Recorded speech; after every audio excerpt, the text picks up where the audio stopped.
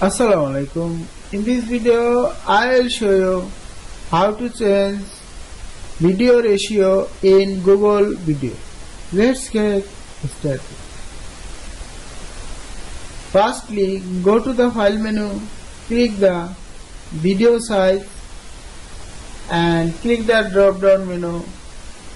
Change the ratio, landscape, portrait and square and click apply. Now check the video ratio added in portrait.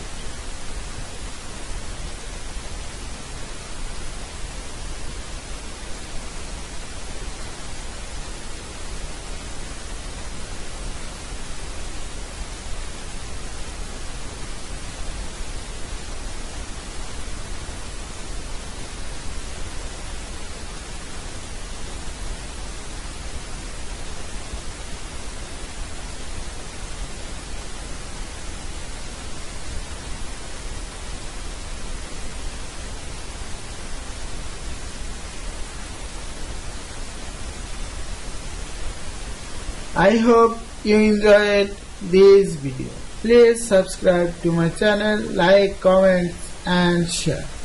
Thanks for watching.